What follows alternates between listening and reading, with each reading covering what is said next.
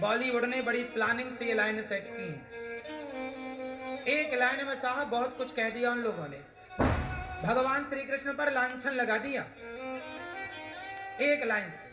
और आप लोग बड़े मजाक मजाक में 100 बार कहते हैं और आप बड़े खुश होके कहते हैं जैसे बहुत बड़ा काम कर रहे हैं आप लोग। अब मुझे बताओ कि तुम करो तो रासलीला, क्या श्री कृष्ण ने जो रासलीला की, क्या श्री कृष्ण चरित्रहीन है? उत्तर दो। पर ये लाइन तो यही इशारा कर रही है। रासलीला क्या था? रास हुआ, कृष्ण ने सब गोपियों को बुलाया। कौन थी ये गोपियां? बोलो कौन थी? यह गोपियां वेद की ऋचाएं हैं। जब त्रेता में राम जी ने सीता जी से विवाह किया तो जनकपुर की सखियों ने राम जी को देखा, कहा राम आप क्या मेरे पति कभी बनेंगे? राम बोले इस बार नहीं, अभी मर्यादा पुरुषोत्तम हूं, अगली बार कृष्ण बनूंगा, लीला पुरुषोत्तम बनूंगा, तब तो मैं स्वीकार करूंगा। तब की गोपियां, तब की सखियां इस जन्म में कृष्ण को प्राप्त करने के लिए आई हैं। और जब राम वनवास गए तो तमाम साधु संत मिले। साधु संतों ने कहा राम आओ हमारी कुटिया में बैठो, हमारे यहाँ भोग लगाओ, खाओ। संतों से राम जी ने कहा बैठो। लाखों कुटियां थी, लाखों साधु जंगल में रहा करते थे। राम किस किस के पास जाते? सबके पास जाना संभव नहीं था। तब भगवान राम बोले कि अगले जन्म में तुम सारे साधु संत मेरी गोपियां बनकर आना, मैं तुम्हारे संग रास रचाऊंगा। रास रचाऊंगा मतलब क्या करूंगा? क्या हुआ था उस रास में? उस रास में मिलन था। किसका मिलन? एक बात बताओ, माँ अपने बेटे को गले लगाती है, माँ अपने बेटे को, अब क्या माँ बेटे के गले लगने में कोई विकार है? माँ अपने बेटे के गालों को चूमती है। क्यों? आपके माँ के गालों को चूमती है कि नहीं? जब गले लगाती है माथे को चूमती है, गालों को चूमती है, यहाँ वहां चूमती। बोलो हाँ। तो क्या माँ के चुम्बन करने में कोई पाप होता है क्या? कोई दोष होता है क्या? जब माँ के चुम्बन करने में कोई दोष नहीं है, जब माँ के गले लगाने में कोई दोष नहीं है, तो भक्त और भगवान का जो मिलन है वही तो मिलन है। जैसे माँ बेटे का मिलन है वही तो मिलन था। वो जीवात्मा और परमात्मा के मिलन का नाम रास है। वो एक मिलन है। त्रेता के साधु, त्रेता की गोपियां, सीता मैया जनकपुर वाली सब गोपियां बनकर आई। सबके साथ भगवान ने रास रचाकर सबको आह्लादित किया। सबके साथ भगवान ने प्रेम की बातें की, उनके साथ समय बिताया, बैठे। अच्छा बताओ, उस रास में शंकर जी आए कि नहीं? यदि श्री कृष्ण के बारे में आप कहते हो कि तुम करो तो रास लीला, हम करें तो कैरेक्टर ढीला, यदि तुम कैरेक्टर ढीला मानते हो तो बताओ उस रास में शंकर जी क्या करने आए थे? फिर शंकर जी क्यों आ गए भैया? शंकर जी तो वो है ना जिन्होंने तीसरी आंख खोल के कामदेव को जला के भस्म कर दिया। शंकर जी ने तो कामदेव को जला के, शंकर जी हैं वो। शंकर जी क्या बन के आए? गोपी। शंकर जी क्या बन के आए? गोपी। क्या कह रहे हैं? हे श्याम सुंदर हमें भी इस रास में सम्मिलित कर दो। अब बताओ, शंकर जी भी श्री कृष्ण के रास में गोपी बनकर आए। साधु लोग गोपी बनकर आए। गोपी स्त्री नहीं है, गोपी मतलब एक भाव। गोपियों की तरह। गोपियां कौन? जिनके अंदर कोई कामना ना हो, जो निष्काम हो जाए वह गोपी की कोटि में चला जाता है। निष्कामता का नाम गोपी है। तुम इतनी सी बात ना समझ पाए कि गोपी का अर्थ क्या होता है। गौ मतलब इंद्रियां, पी मतलब पीना। जब गोपियां आई तो सारी इच्छा समाप्त हो गई। और एक बात और आपको बताऊं, जब गोपियां आई तो शरीर से नहीं आई, उनके पतियों ने पकड़ लिया, कमरे में बंद कर दिया। श्री कृष्ण ने जिन गोपियों के संग रास रचाए वो गोपियां कौन थी? शरीर से नहीं आई, उनका सूक्ष्म शरीर था वहां पर। इस शरीर का क्या काम ये बताओ? भगवान को आपके इस शरीर का क्या काम? अच्छा बताओ, पहले मैं आपको क्लियर करता चलो एक एक विषय। आपके पास शरीर कितने होते हैं? शरीर कितने शरीर हैं आप लोगों के पास? बोलो बोलो बोलो। हम सबके पास 3 शरीर होते हैं। कितने? कौन से? सुनो, प्रैक्टिकल बोल रहा हूं, सब चीज अभी बताऊंगा। एक शरीर ये बैठा है, बोलो हाँ, इसका नाम है स्थूल। एक शरीर होता है जब आप सपना देखते हो, तो सपने में आप हरिद्वार चले गए, वृंदावन आ गए, आप सपने में अयोध्या जी चले गए, तो आपका शरीर तो घर पर बिस्तर पर लेटा था, फिर आप हरिद्वार कैसे पहुंच गए? सपने में। और सपने में आपको याद भी है कि आज मैं गंगा नहाई, आज मैं फलानी जगह गई, फलाने से मिली, सपने का सब याद है। तो एक शरीर बिस्तर का था, उसे स्थूल कहते हैं, और जो स्वप्न देख रहा था वो कौन सा शरीर था? सूक्ष्म शरीर। कौन सा शरीर है वो? जोर से। वह सूक्ष्म शरीर है। और तीसरा शरीर होता है कारण शरीर। कौन सा? कारण। कारण, जिस कारण आपको मनुष्य का तन मिला, कुत्ते का शरीर मिला। भाई कुत्ता कोई बना तो कोई कारण रहा होगा तब ना कुत्ता बना। तुम स्त्रियां बनी, तुम पुरुष क्यों नहीं बन गई? कोई कारण रहा होगा तब तुम स्त्री बनी। ये पुरुष क्यों बना? कोई कारण रहा होगा। ये हाथी क्यों बना? कोई कारण रहा। बिना कारण के कार्य नहीं होता ना साहब। विषय की गंभीरता को जानो। क्या बिना कारण के कार्य होता है? हाँ, आप लोग वृंदावन आए तो कारण था तब ना आए। भागवत सुनना कारण था, ऐसे नहीं आए ना। आप कहीं जाते हो तो जाने का कोई कारण हो। आप बैंक जा रहे हो तो ऐसे थोड़ी हनीमून मनाने बैंक जा रहे हैं, भाई कारण है तब ना जा रहे हो। कोई कारण के बिना कार्य नहीं होता। बात समझ में आ रही है? उसी तरह जैसे बिना कारण के कार्य नहीं, ऐसे आप मनुष्य बने ना, उसका भी एक कारण था। उसी को कहते हैं कारण शरीर। वो कारण क्या था वो ईश्वर को पता है। तो 3 शरीर हैं हमारे। तो हमारा चिता पर जल गया शरीर, उसका नाम है स्थूल। लेकिन जो स्वप्न का दृष्टा था वो शरीर कभी चिता पर नहीं जलता। यमराज उसी सूक्ष्म शरीर को पकड़ कर ले जाते हैं। जब आदमी नरक जाता है, स्वर्ग जाता है, तो कौन से शरीर से जाता है? ए मोबाइल वाले भैया, स्वर्ग नरक आदमी जाता है कौन से शरीर से जाता है? सुन लो साहब, ये ज्ञान मोबाइल में न मिलेगा, गूगल में। जब आदमी मरता है तो किस शरीर से जाता है? सूक्ष्म शरीर यमराज लेकर जाते हैं स्वर्ग या नरक। तो जब भगवान कृष्ण बांसुरी बजाए और गोपियां आई और जिन गोपियों के संग रास हुआ, वो कौन सा शरीर था? उनका शरीर तो घर पे ही पड़ा था। उनकी अंतरात्मा, उनका सूक्ष्म शरीर निकल निकल कर भगवान के उस रास मंडल में आया। उस शरीर से न रास हुआ। और सुनो, जितनी गोपियां हैं उतने कृष्ण बन गए। लाखों गोपियां थीं तो लाखों कृष्ण। अब बताओ, क्या आप 1 लाख हो सकते हैं लेकिन कृष्ण हो सकते हैं? तो कृष्ण कौन है, मनुष्य या भगवान? अब बताओ, कामदेव, आप लोगों को काम सताता है, ये बताओ, ये कामदेव, इनके पिता कौन है कामदेव के? जब रास हुआ तो कामदेव आया कि मैं कृष्ण को मैं पतित कर दूंगा। तब भगवान आए और कामदेव से कहा तू लगा जोर। कामदेव जोर लगाए, कामदेव से शंकर जी हार गए। बोलो हाँ। कामदेव से नारद जी हार गए हैं। बोलो हाँ। बड़े बड़े साधु संतों को कामदेव ने हरा दिया। कामदेव को आ गया घमंड, मैं कृष्ण को हराऊंगा। है कोई माइकल और मेरे से? कामदेव बोला टक्कर लेने के लिए।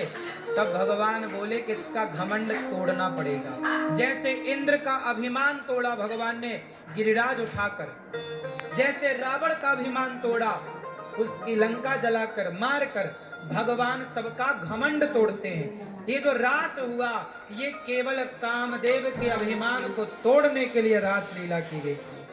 जब कामदेव आए तो भगवान ने रास रचाए और कामदेव पूरी कोशिश किए, पर कामदेव ही च्युत हो गए और भगवान च्युत ना हुए। तब कामदेव ने भगवान को नाम दिया अच्युत।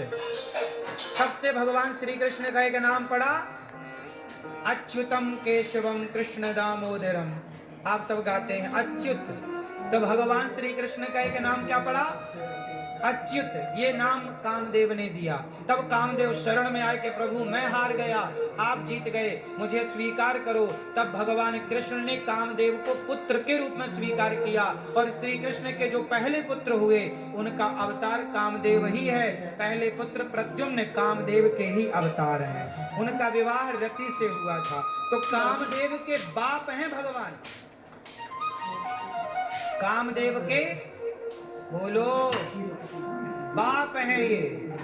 तो कामदेव भगवान का क्या बिगाड़ेगा? तुम करो तो रास लीला, हम करो तो कैरेक्टर ढीला। तुम्हारा कैरेक्टर ढीला हो सकता है, भगवान परमात्मा है, उनके चरित्र पर ऐसी बातें ना किया करो। जानते समझते कुछ नहीं है, मुंह उठाए बोलना शुरू कर देते हैं। जो मन में आया बोलना, पैसा तो लग नहीं रहा है बोलने का। बॉलीवुड के चक्कर में ना पड़ो। बॉलीवुड तुमसे तुम्हारे भगवान को गाली दिलवा देगी और पता ही नहीं लगेगा तुम्हें। इसलिए ये सेंटेंस बिल्कुल गलत है। तुम करो तो रासलीला। भगवान की रासलीला भक्त और भगवान का मिलन है। उसमें शंकर जी भी आए, उसमें जीवात्मा परमात्मा का मिलन था। वेद की ऋचाएं हैं गोपियां, उसमें कोई विषय विकार नहीं था।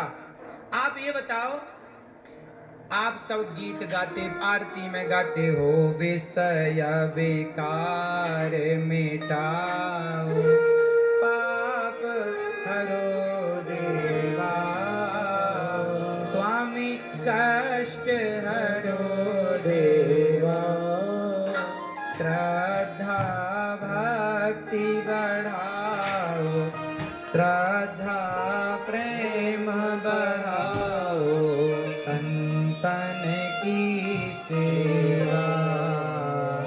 ओम जय जगदीश हरे। आप लोग भगवान से कहते हो विषय विकार मिटाओ। अच्छा ये बताओ, भगवान के मंदिर में जाते हो तो कामदेव आपका ज्यादा बढ़ जाता है कि समाप्त हो जाता है? बोलो। भगवान के आगे काम ज्यादा होता है कि कम? है ना? जब भगवान के सामने जाते ही कामदेव काम नष्ट हो जाता है, तो क्या भगवान श्री कृष्ण में कोई काम होगा, कोई वासना होगी? आप कहते हो विषय विकार मिटाओ, जिनके दर्शन से विषय विकार मिट जाते हैं, क्या वो भगवान में विषय विकार होगा? क्या वो परमात्मा में विषय विकार होगा? तुम्हारी इतनी घटिया सोच है कि तुम अपने भगवान में विषय विकार देखते हो। तुम करो तो रासलीला, हम करें तो कैरेक्टर ढीला। भाई कैरेक्टर ढीला की बात तो तब होगी ना जब विषय विकार होगा। अब भगवान में विषय विकार है क्या? बोलो मेरी माँ। कृष्ण ने इतनी सारी लीलाएं की, इतने विवाह किए, ये केवल मजबूरी थी। जो काम त्रेता में नहीं हो सकता था वो द्वापर में करना पड़ा, समझो।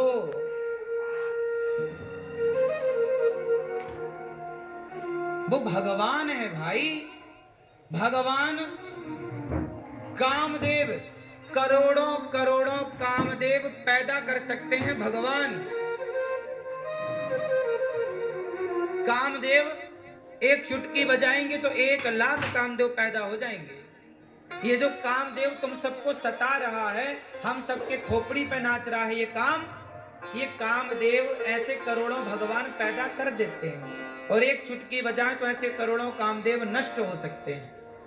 वो भगवान को ना, भगवान, आप लोगों ने भगवान की परिभाषा ही नहीं समझी। भगवान को भी अपने लपेटे में ले लिया कि जैसे हम वैसे ही भगवान। क्यों जी भैया, बात सही है। भगवान को अपनी तरह ना, भगवान तो कर तुम अकर तुम अन्यथा कर तुम सर्व सामर्थ्य। भगवान की बराबरी कोई कामदेव नहीं कर सकता, कोई देवता नहीं कर सकता, कोई व्यक्ति नहीं कर सकता। भगवान तो सर्वशक्तिमान है साहब। गोपियों के संग भगवान रास रचा रहे हैं। हाँ, राधा नाचे कृष्ण नाचे, राधा नाचे कृष्ण नाचे, नाचे गोपी जन। राधा नाचे कृष्ण नाचे, नाचे गोपी जन। मन मेरो बन गयो सखी रे पावन वृंदावन। ओ मन मेरो बन गयो सखी पावन वृंदावन।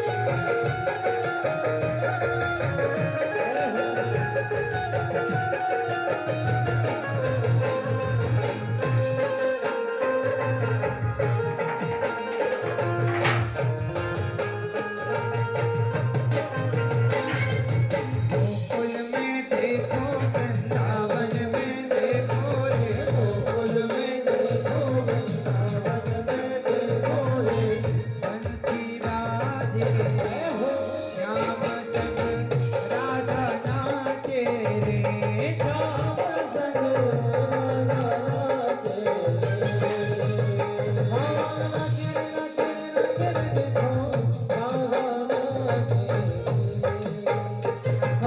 रोज शाम तेरा श्रृंगार किया है, श्याम तेरा श्रृंगार किया है। प्यार किया है रे बहुत प्यार किया है। प्यार किया है रे बहुत प्यार किया है।